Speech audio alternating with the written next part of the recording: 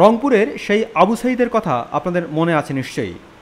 পুলিশের গুলির সামনে যে দুহাত প্রসারিত করে দিয়েছিল এবং তার শরীর ঝাড়ঝা হয়ে গিয়েছিল গুলিতে, সেই আবু সাঈদকে নিয়ে জাতিসংঘের প্রতিবেদনে উঠে এসেছে রোমহর্ষক তথ্য।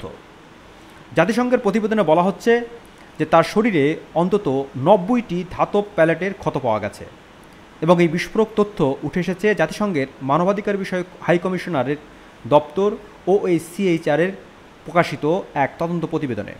গত 12 ফেব্রুয়ারি ওই প্রতিবেদন প্রকাশিত হয়। ছাত্রলীগ ও পুলিশের যৌথ হামলায় আবু সাঈদ গুলিবিদ্ধ হন এবং তার মৃত্যু হয় খুব মর্মান্তিকভাবে। মানবাধিকার সংস্থাটি নিশ্চিতভাবে বলছে এটি ছিল একটি ইচ্ছাকৃত বিচার বহির্ভূত হত্যাকাণ্ড।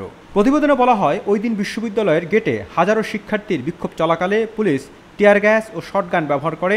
প্রত্যক্ষদর্শী ও ভিডিও ফুটেজ বিশ্লেষণে দেখা যায় আবু সাঈদ দূর থেকে আমাকে গুলি করুন বলে চিৎকার করছিলেন, কিন্তু তার হাতে থাকা একটি বাঁশের লাঠি দিয়ে তিনি পুলিশকে কোনো হুমকি দিচ্ছিলেন না। এরপর দুই পুলিশ সদস্য তার দিকে লক্ষ্য করে একাধিকবার ধাতব প্যালেট ভর্তি শটগান চালান।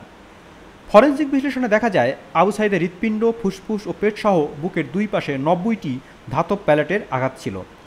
ফরেনসিক চিকিৎসকদের মতে প্রায় 14 মিটার দূর থেকে তাকে দুইবার গুলি করা হয়। ভিডিও বিশ্লেষণে তার শরীর থেকে রক্তক্ষরণ, মাথা ঘোরা ও হাইপোভোলেমিয়ার লক্ষণ দেখা যায়।